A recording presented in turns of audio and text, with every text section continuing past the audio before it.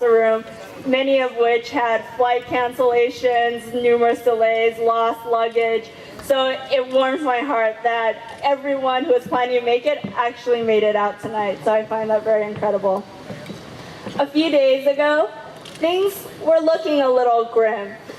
So we found out about a week ago that the band had canceled, and there was a snowstorm on the way when everyone was planning to leave to come to the wedding. And a level 5 typhoon, not seen since 1918, was now hitting Queensland. So right off the coast of Australia, where we were planning to honeymoon. So I wasn't sure if anything was happening, and I actually got numerous calls, emails, people asking, my flight got canceled, should I, is it happening? Are you canceling the wedding? And amazingly, through all of this, I always knew and I always had faith that the wedding would happen. The wedding would go on, and I would look around and see all the loving faces across the room. And really that turned out well. We have an amazing band. I am seeing everyone here today, and Australia appears to still be there. We're still trying to get the hotel we're staying at to return our calls, but we'll show up in person and see if it's still there. So I'm very, very excited. And all of this and sort of the gloomy beginning reminded me of when I first met Jim. During the first weekend we started dating, he immediately was burglarized. So he didn't have any possessions, his windows were broken into, he no longer felt safe in his home, so he was effectively homeless. And a few months later, he immediately lost his job. So on paper, I had, my homeless and employed boyfriend, but it was actually during this pretty stressful time for him that I fell in love. And I saw that while on paper he wasn't a shining star, he was really, without his Wii, without his TV, he was very attentive. And he started to cook, he took on hobbies, and he's never cooked before, and he would try the same recipe relentlessly until it was perfect. And anyone around this room who's even remotely spoken to me for 5 minutes realizes that my favorite thing in the whole world is food. And so this guy immediately won my heart. And more than that, he had amazing grace under pressure. One thing was, while he was looking for a job, he was still very ambitious, still went out, interviewed, but his nature was just completely calm, very tranquil, and he took it very, very well, which I found very, very impressive.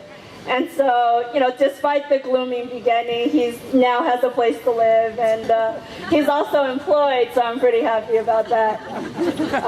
So thank you all for being here.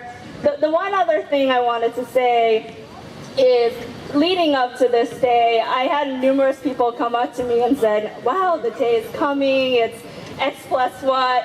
Actually, Chris would do that every day, and a lot of people would say, well, I'm amazed, you seem calm, you don't seem stressed out, everything's going well.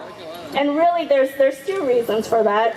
One is this guy here was doing most of the planning. I call him Groomzilla, but he did an amazing job. And really, as you look across and you look at the band, the music, pretty much everything across the room, this guy did the lion's share of the work. So I think we should all give him a hand of applause for that one. And really, everyone across the room has been hugely supportive and helpful during this time. My sister planning my bachelorette party, which was quite wild for us. And also having Susie and Heather helping plan the bridal shower, and all my amazing bridesmaids, my whole wedding party, my parents, Jim's parents, incredibly supportive. all the Highbridge analysts who did extra work when I popped out to do wedding planning. I really appreciate it.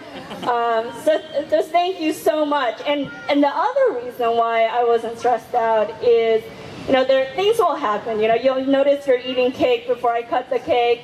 Things happen. But at the end of the day, the most important thing is that all of you are here. So really, thanks again. I'm so excited to spend time with all of you, and I hope you stay late and dance with me on the dance floor.